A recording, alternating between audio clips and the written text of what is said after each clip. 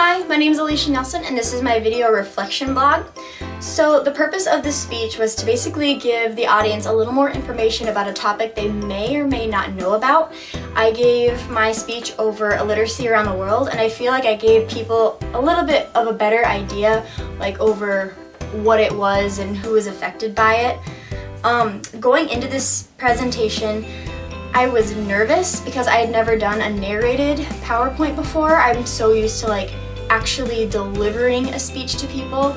So the concept of just recording my voice with different slides was a whole new concept to me, and it was kind of interesting because I got to learn how to use the narrated PowerPoint, and I could probably use it in future presentations in class.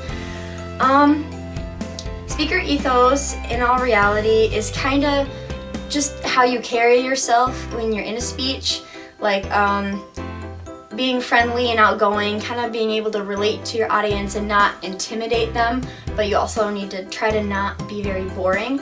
I believe that I had high speaker ethos because I tried to keep myself bubbly and kind of sound outgoing at least. It's kind of hard to demonstrate ethos when you're just recording your voice, but I'd like to think that I had an overall happy tone while I was recording it, so I think that probably definitely went through it. I believe my technology was adequately prepared. I had an updated version of PowerPoint, and then I did have a headphone set with a microphone that I was able to record myself. Anything that I could have done better is probably get a hold of a better microphone that maybe doesn't have so much static in the background. I feel like if I had a better microphone, it probably would have sounded a lot crisper and overall just would have been a lot better. When creating and designing my PowerPoint, I basically wanted to go for a very professional feel. I didn't go with something that had totally outrageous colors. I tried to keep a nice color scheme that would be interesting yet professional. For using PowerPoint, I would honestly suggest mess around with it for a little bit so you kind of get to know what you're working with and the formats. Try to figure out how exactly you could record your voice if you needed to record a speech. I think that that's some important knowledge to know. The natural part that I felt during this video was just speaking in general. For people who know me, I tend to talk a lot, if you haven't been able to tell so far in this video.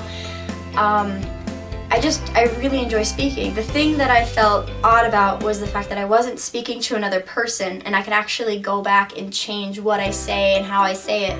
It was different to me because I'm so used to practicing over and over and over, and if I mess up, everyone will know.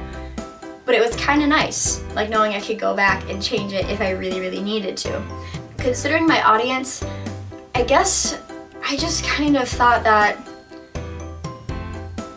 overall I tried to make it interesting for my audience so that way they could try and relate to it in some way, shape, or form.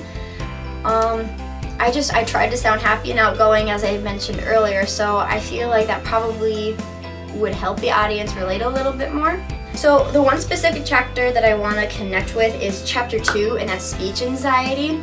Some of the things that I've learned over this class so far is that you can definitely feel physical effects when you're nervous. In my very first video that I did, I definitely had a rise in blood pressure and then a shortness of breath. Even just when I was trying to record this earlier, I felt just very stressed out. Honestly, all you have to do, and it does mention it somewhere else in this chapter, that it's all in your head, and that it's a self-fulfilling prophecy. If you think you're gonna mess up, you're gonna mess up. But if I kept thinking to myself, no, I'm just talking, this is what I like to do, I feel like that really does kind of help. So that's my reflection vlog. I hope you have a nice day, and thank you so much for listening.